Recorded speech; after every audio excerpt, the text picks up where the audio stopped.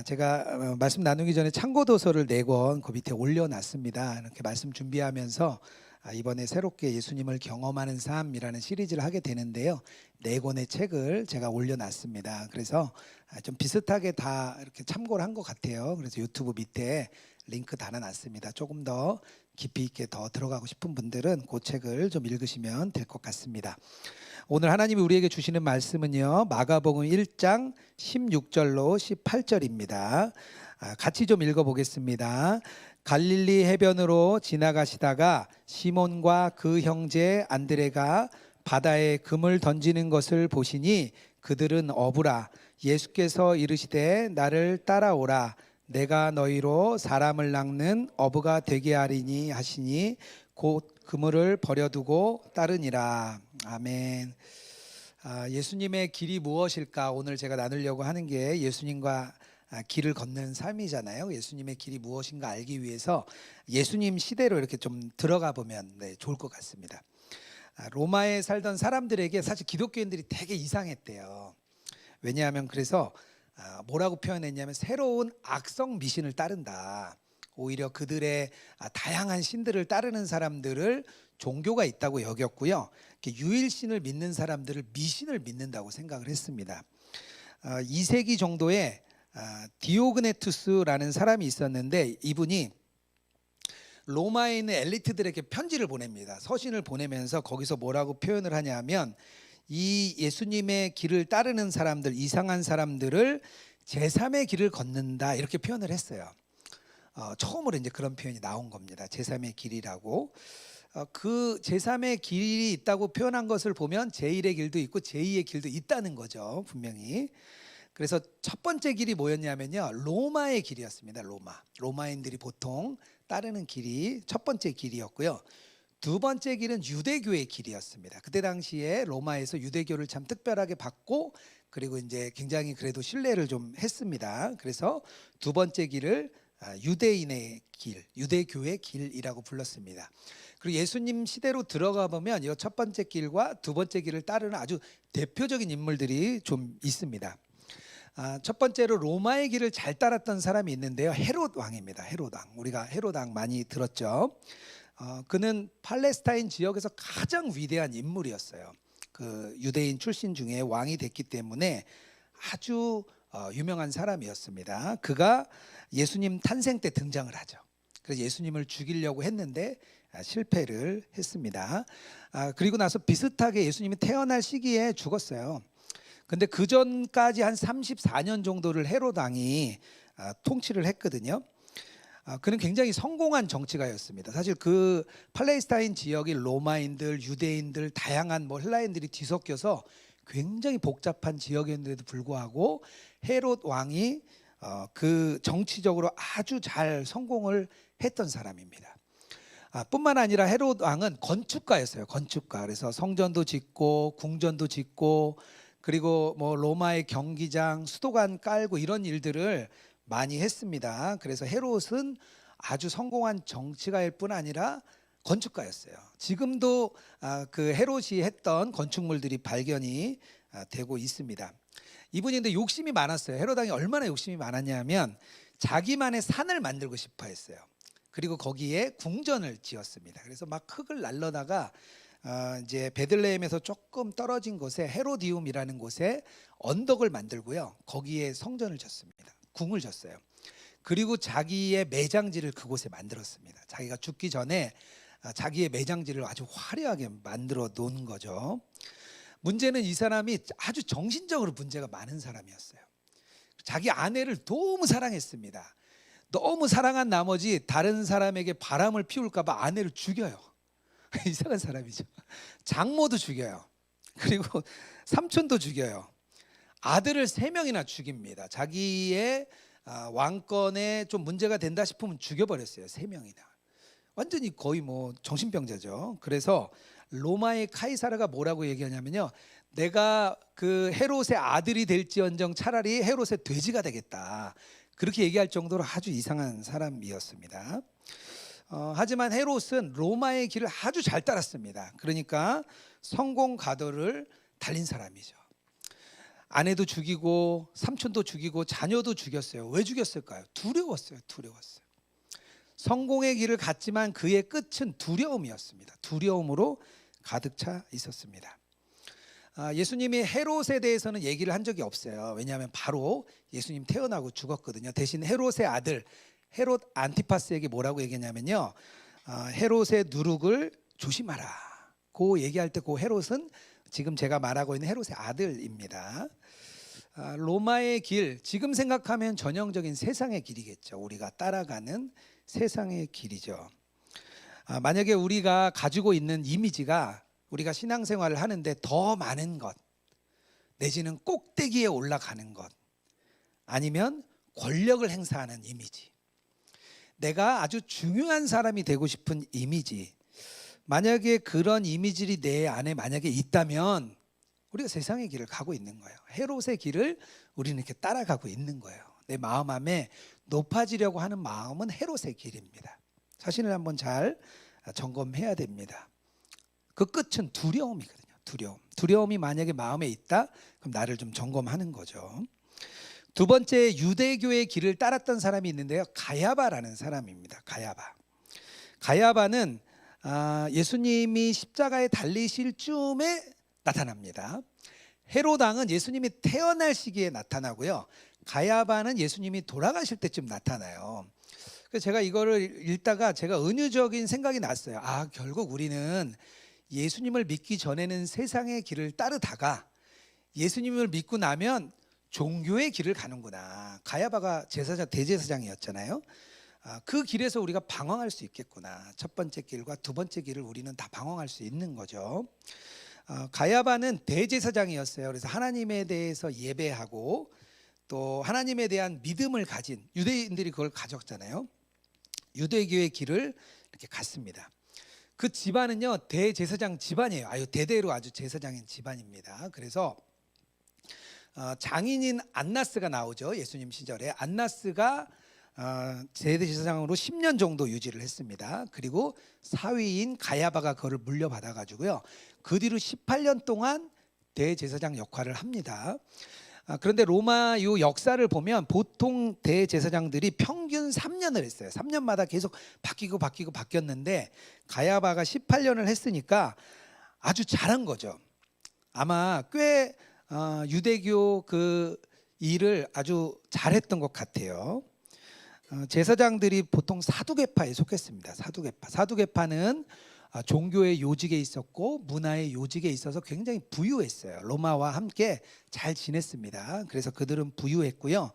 최근에 이렇게 발굴되는 그 터를 보면 사두개파인의 터가 발견이 된대요. 그런데 방이 아주 여러 개고 아주 호화스러운 저택에 살았던 걸로 지금 판명을 합니다. 그러니까 아마도 가야바도 그랬을 것 같아요. 당시에 대제사장 아주 역할이 너무 중요했습니다. 성령님이 오시기 전이기 때문에요, 백성들과 하나님 사이에 중재자가 필요했거든요. 대제사장이 그 역할을 했습니다. 중재자 역할. 예배를 관장해 주고 또 사람들에게 예배를 끝나고 나면 죄사함을 허락해 주는, 그럼 그걸 믿고 유대인들은 예배를 마치고 돌아간 거죠. 그러니까 너무 중요한 역할을 대제사장이 했습니다. 죄의 문제 해결해 주는 거 했죠. 그런데 문제가 하나 있었어요. 뭐냐면 이 제물을 드릴 때 흠 없는 제물을 드려야 되는데 멀리서 제물을 가지고 와서 흠이 없다고 판단하는 걸 대제사장들이 했거든요. 자꾸 흠이 있다고 얘기를 하는 거예요. 멀리 갖고 와봐야 소용없고 자기네 성전 뜰에다가 그 동물 파는 데를 만들어 놓고 여기서 팔아, 여기서 사, 여기 있는 걸 산 거예요. 갖고 온 거는 안 돼.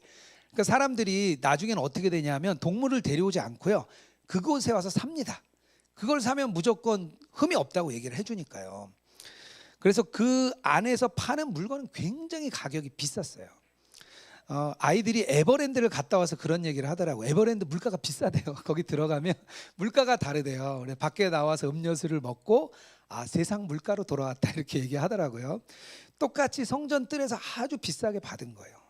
가야바는 그 성전 안에서 파는 흠없는 재물 그거 많이 취하고 성전세 걷고 어마어마하게 부자였습니다. 가야바 같은 사람을 만나면 아마 우리는 종교라는 것에 아마 환멸을 느낄 수 있을 것 같아요. 요즘 같으면 교회에서 일하는 목회자들이 잘못된 길로 빠지면 가야바처럼 악취를 풍기겠죠. 어떤 장로님이 저에게 그런 말씀 하시더라고요. 교회에 문제들이 많다 하지만 다 목회자들 문제 아닙니까? 이렇게 말씀을 하시더라고요. 그 얘기 듣는데 제가 참 죄송하기도 하고 마음도 참 아팠습니다. 하지만 교회의 문제가 목회자들에게만 있지는 않습니다. 왜냐하면 우리가 세상 사람들을 만나는 사람들, 우리 성도들이거든요. 성도님들이 나가서 세상에 사람들을 만납니다. 그런데 세상 사람들이 뭐라고 얘기하냐 하면 내가 그리스도의 향기를 난 느낀 적이 없어. 그리스도의 흔적을 나는 교인들에게 본 적이 없어. 사람들이 그렇게 얘기하는 거죠. 아무리 목회자가 잘못된 뉴스가 나오더라도 만약에 내가 같이 지내는 우리 동료, 우리 옆에 이웃, 우리의 친척 그리스도인들이 훌륭하다면 그 사람 문제지 기독교는 그런 게 아닐 거예요. 이렇게 얘기할 거예요 아마. 근데 그렇지 않죠. 오히려 교회에 대해서 많은 사람들이 그리스도인을 만나면서 불신이 쌓여갑니다. 간디가 영국 선교사에게 얘기하죠. 예수는 전하고 기독교는 가져가라. 그렇게 얘기했다 그래요. 세상이 우리를 향해 이야기하는 말입니다. 그런데 이 유대교에 있던 제사장과 사두개파들이 예수님을 너무 두려워했습니다. 뿐만 아니라 제자들도 너무 두려워했죠. 자기들이 정해진 율법이 있고 전통이 있는데 그걸 깨뜨릴까 봐 아주 두려워했습니다. 그게 유대교의 길이에요. 지금도 한국 교회들이 본인들이 세워놓은 많은 종교적인 교회적인 문화를 세워놓고 그걸 어기면 교회가 아주 큰 문제가 생기는 거로 생각을 합니다. 담을 높이 세우는 거죠. 담을. 유대교의 길은 우리가 뭘 볼 수 있냐면요, 신앙을 가지고도 우리가 타락할 수 있다. 제2의 길을 우리가 갈 수 있다. 그렇게 보여주는 겁니다. 두 가지의 길, 헤롯 왕의 길과 이 가야바의 길은 굉장히 매력적으로 보여요. 왜냐하면요, 그들은 성공한 사람들이거든요. 세상에서 보기에 그래 그만하면 됐지. 그들의 업적과 그들의 그 성공 가도가 칭송을 받습니다. 누구나 가고 싶은 길이에요. 누구나 그런 길을 가고 싶어요. 문제는 뭐죠? 헤롯 왕의 끝, 가야바의 끝은 두려움입니다. 두려움. 우리 안에 두려움과 염려가 쌓이고요. 그 길의 끝은 사망입니다. 사망. 끝은 사망일 뿐이에요. 그렇다면 제3의 길이 있습니다. 제3의 길. 예수님의 길인데요. 그 제3의 길. 예수님을 따르는 삶. 그 길은 도대체 어떤 길일까요? 어떤 길? 제3의 길을 간 사람들이 있는데요. 그들은 바로 제자들입니다. 예수님 시대에 똑같이 살았던 제자들이에요. 제자들이 예수님의 길을 걸을 때 오늘 본문에 보면 두 가지의 과정이 나타납니다. 두 가지의 과정이 나타나요. 첫 번째는 뭐냐면 예수님이 부르심이 있어요. 부르심. 오늘 읽은 마가복음 1장 17절입니다. 예수께서 이르시되 나를 따라오너라. 예수님의 부르심이 제일 먼저 있습니다. 아무나 오는 길이 아니에요. 아무나. 누구나 올 수 있는 길도 아닙니다. 오고 싶다고 올 수 있는 길이 아니고요. 오직 한 사람, 주님이 부르시는 사람만 올 수 있는 길입니다. 그게 우리가 걷는 이 예수 그리스도의 길이에요. 제자들을 부르시는 장면이 오늘은 되게 간단하게 나오는데요. 누가복음 5장에 가면 이게 아주 길게 나옵니다. 길게. 거기 어떤 내용이 있냐면 예수님이 시몬에게 찾아와요. 예수님이 시몬에게 찾아와서 밤새도록 이렇게 고기를 잡았는데 고기를 못 잡았습니다. 그 시몬에게 깊은 곳에 가서 그물을 내려라 이렇게 얘기를 합니다. 시몬이 그냥 이렇게 따라서 순종을 해요. 크게 뜻은 없었던 것 같아요. 그냥 순종을 한번 해봅니다. 그랬다가 그물이 찢어지게 아주 잡히죠. 그것을 보고 예수님 앞에 엎드립니다. 시몬이. 그때 주님이 말씀하시는 거예요. 나를 따라오라. 이런 과정이 있었어요. 제가 예수님의 방법이 참 특별한 것 같았어요. 왜 예수님은 물고기를 잡을 때 그냥 평소만큼 잡을 수 있겠죠. 그냥 나가서 물고기 잡고 그 정도 잡고 그래도 좋았을 것 같아요. 근데 넘치도록 주십니다. 배가 잠길도록. 오병이어 기적도 그래요. 5천 명이 모였으면 그 사람들만 먹고 끝나면 되는데 또 12광주리를 남겨요. 첫 번째 이 기적을 베풀었던 그 결혼식의 포도주, 그냥 적당한 포도주를 내면 되는데 너무 맛있는 포도주를 내주십니다. 예수님은 늘 우리의 상식과 우리의 생각을 이렇게 뛰어넘으세요. 초월해 버리세요. 그리고 기존의 방식을 완전히 깨뜨려 버리십니다. 그리고 새로운 방법을 우리에게 보여주시는 거예요. 세상의 길이 아니라 예수님의 길을 보여주십니다.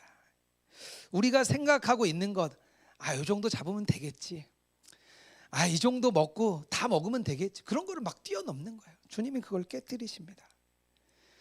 세상의 질서, 세상의 길이 아니라 바로 예수님의 새로운 세상으로 우리가 들어가는 거예요. 예수님의 새로운 세상으로 우리가 들어갑니다. 이 베드로가 물고기를 잡기 전까지는요, 그냥 예수님의 생각을 대수롭지 않게 생각했어요. 그냥 진지하지 않게 대했던 것 같아요. 그런데 예수님이 새로운 방식으로 자기의 생각을 깨뜨려 버리고 나니까 베드로가 어떻게 하냐면 부끄러워졌어요. 내 생각과 상식과 사고가 깨뜨려지고 나니까 부끄러워지는 거예요. 내가. 그리고 어떻게 하냐면 5장 8절입니다. 누가복음. 시몬 베드로가 이를 보고 예수의 무릎 앞에 엎드려 이르되 주여 나를 떠나소서 나는 죄인이로소이다. 베드로의 생각이 깨지고 나니까 부끄러운 거예요. 내 자신이. 우리가 주님 앞에 서면 우리 자신이 부끄러워집니다. 나의 생각, 나의 방법, 나의 방향대로 가는 것이 부끄러워지는 겁니다. 그리고 우리가 주님 앞에 엎드려요. 그때 주님이 말씀하십니다. 나를 따르라. 우리를 부르시는 거예요. 결핍의 세계, 두려움의 세계, 끝없는 사망의 세계, 그곳에서 나오라. 그곳에서 나와. 제자들이 두려웠거든요. 우리도 마찬가지입니다. 우린 늘 두려워요. 모두가 원하는 만큼 풍요롭지 못할 거라는 건 다 알아요. 빈부의 격차가 있을 거라는 거 알아요. 그러니까 우리는 두려워요. 매일 두렵고요. 자주 두렵고요. 끊임없이 두렵습니다. 우리의 심정은 계속 그래요. 예상치 못한 상황이 닥쳐오면 두렵죠. 대처할 수 없는 상황이 되면 두렵죠. 그래서 우리 아이들이 많이 아프면 두렵잖아요. 어떻게 될지 모르니까요. 이런 두려움이 오면 우리가 세상 방식을 따라가게 되는 거예요. 나를 도와줄 사람 없나? 내가 기댈 사람 없나? 내가 좀 힘이 될 사람 없나? 누굴 계속 찾는 거예요. 그러면 계속 더 두렵고 우리는 더 염려가 쌓입니다. 그런데 예수님은 부르시는 거예요. 불러요. 내 길은 풍성하다. 나의 길에 그 풍성함이 넘친다. 그게 이제 너희들 이제 와. 너희 결핍의 세계, 두려움의 세계에 있을 필요 없어. 나에게로 와. 그게 주님이 우리를 부르시는 거예요. 세상의 길과 세상의 방법, 세상의 평가, 세상의 판단, 그런 것에 얽매일 필요 없다는 거예요. 우리가 그런 것에 얽매일 필요 없어요. 그 길로 우리를 부르십니다. 우리가 세상의 길을 가지 않아도 된다. 그 길을 갈 필요 없어. 주님이 우리에게 그렇게 말씀하시는 겁니다. 그래서 부르시는 거예요. 제가 말씀을 이렇게 준비하다가 저를 돌아보니까 저는 두 개 길을 다 걸었더라고요. 제가 직장 생활을 이제 했잖아요. 제가 회사 다닐 때 직장 생활을 했습니다. 참 열심히 했어요. 물론 책임감도 있었는데 욕 먹는 게 싫었어요. 저는 누구한테 욕 먹는 걸 참 싫어했어요. 그래서 열심히 했어요. 윗사람 눈치 보느라 야근도 참 많이 했습니다.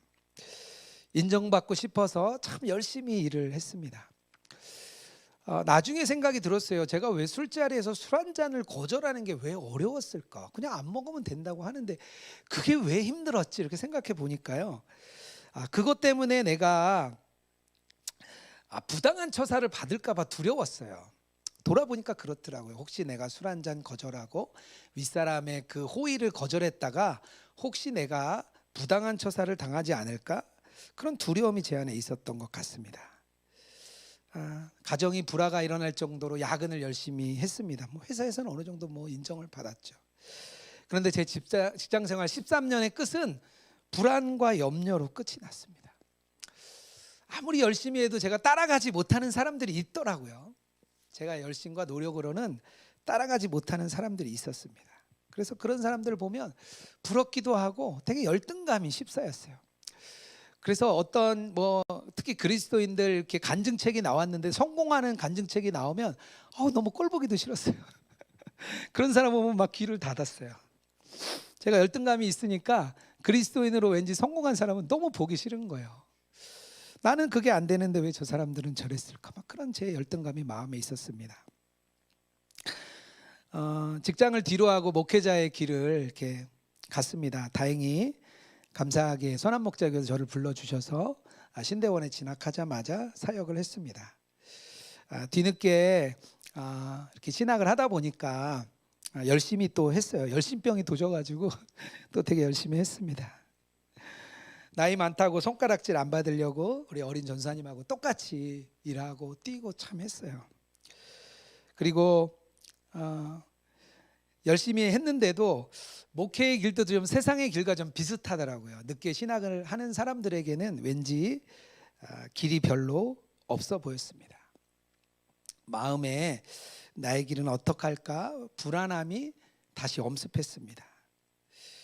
그리고 제가 열심히 했던 그 열심의 결과는 당뇨병을 얻었어요. 돌아보니까 스트레스가 큰 원인이었더라고요. 너무 스트레스가 쌓이니까 그걸 이기지 못하고 저에게 병이 찾아왔습니다. 세상의 길도 불안으로 끝나고 목회자의 길도 저에게는 불안으로 끝나는 줄 알았습니다. 하지만 제게는 감사하게 탈출구가 있었어요.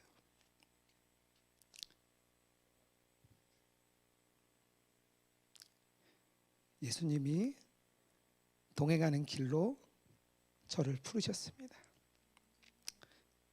그 길에서 예수님을 바라보니까 불안과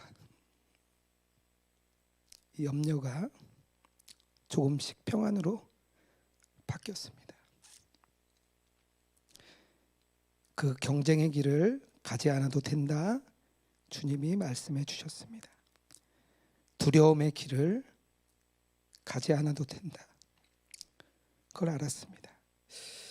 그것으로 제게 묶임이 풀린 것 같았어요. 나를 따르라는 주님의 말씀은 두려움을 내려놓으라는 말씀이었습니다. 주님이 우리 여기 오신 모든 분들에게 말씀하십니다. 나를 따르라. 너희가 잡은 물고기를 보았느냐? 나를 따르라. 내가 준 떡을 보지 않았느냐? 나를 따르라. 그리하면 너희가 풍요와 기쁨과 평안을 얻을 것이다. 주님이 그렇게 부르십니다. 예수님께서 우리를 제3의 길로 먼저 이렇게 부르세요. 우리 한 분 한 분. 그 부르심이 나의 말씀이 되길 주님의 이름으로 축복합니다. 두 번째 과정이 있는데요. 예수님의 길을 걸을 때 두 번째 과정이 있는데 두 번째 과정은 우리의 반응과 관계가 있습니다. 우리의 반응. 1장 18절에 이렇게 말합니다. 곧 그물을 버려두고 따르니라. 아멘이죠. 예수님을 따르라는 부름에 우리의 반응은요, 예수님을 따르면 돼요. 예수님을 따르면 됩니다. 꼭 막 거창한 답변을 할 필요는 없습니다. 성도였다가 저처럼 다 내려놓고 목회자가 되라는 것도 아니에요. 직장생활 열심히 하다가 선교사가 되라는 것도 아닙니다. 갖고 있는 가족과 직업과 재산을 다 내버려 두고 따르라는 것도 아닙니다. 그냥 한 걸음을 내디디면 돼요. 한 걸음을. 나에게 있는 두려움과 염려에서 예수님 쪽으로 그냥 한 걸음만 나아가면 됩니다. 예수님의 초대에 응하고요. 그분 곁에 그냥 이렇게 있으면 돼요. 요한복음에 예수님을 찾아온 제자들이 있었습니다. 예수님을 찾아온 제자들이 있었는데요. 그들은 원래 세례 요한의 제자였어요. 세례 요한의 제자였는데 예수님을 찾아왔는데 예수님이 이렇게 말씀하세요. 요한복음 1장 39절입니다. 예수께서 이르시되 와서 보라. 그러므로 그들이 가서 계신 데를 보고 그날 함께 거하니 때가 10시쯤 되었더라. 예수님의 말씀대로 그들과 함께 거합니다. 그냥 예수님이 있는 곳에 오라고 하니까요. 제자들이 그냥 같이 있어요. 여기서 10시는 지금 시간으로 오후 4시입니다. 그냥 예수님하고 같이 있었어요. 같이.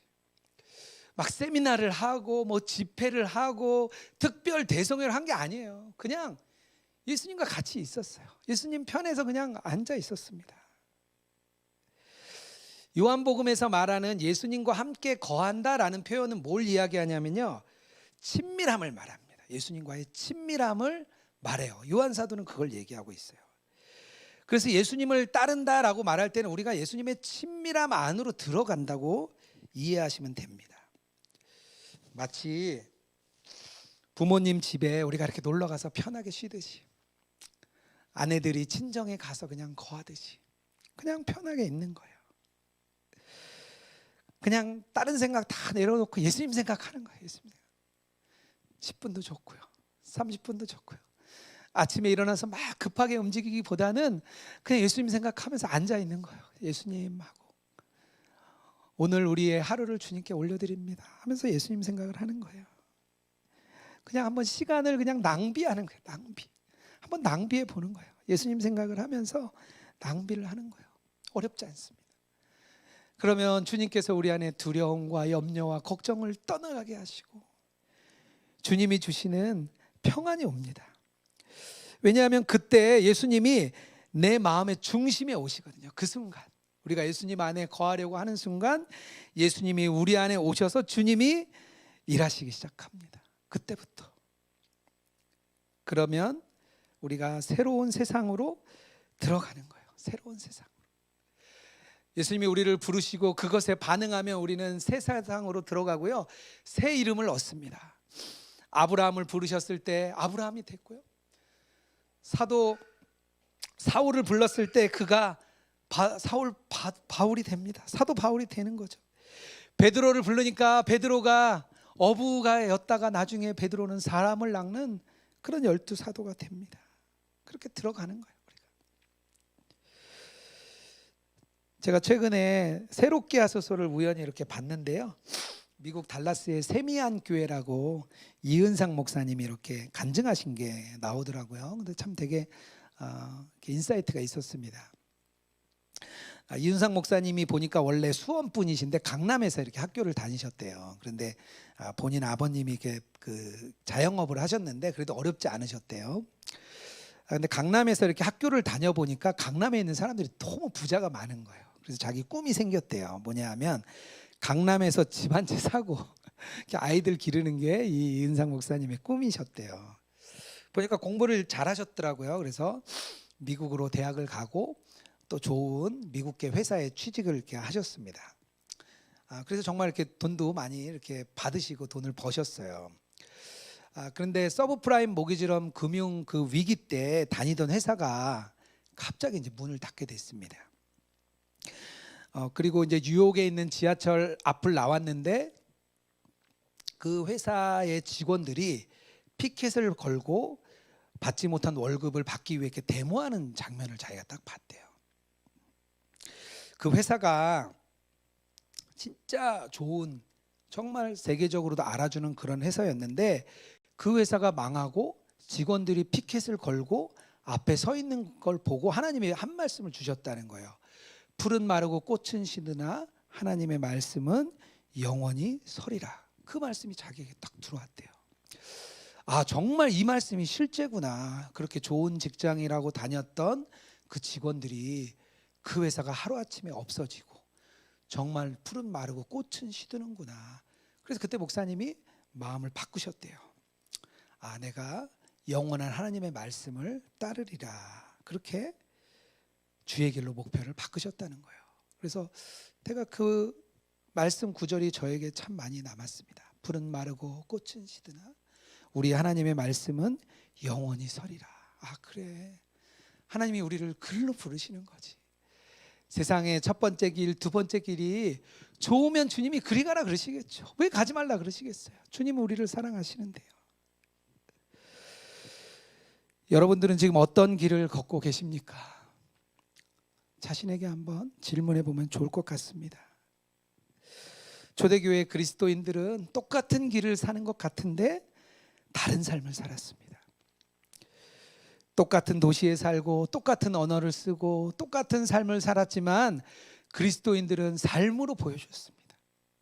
그리스도인의 삶으로 예수님의 길, 제3의 길을 따르는 걸 보여줬더니 로마가 기독교화가 되었습니다. 예수님의 길은요, 우리에게 익숙한 두려움을 떠나게 합니다. 그리고 믿음의 한 걸음을 걸을 때 예수님과 친밀해질 수 있습니다. 나를 따르라는 주님의 부름에 응답하는 저와 여러분 되기를 주님의 이름으로 축복합니다.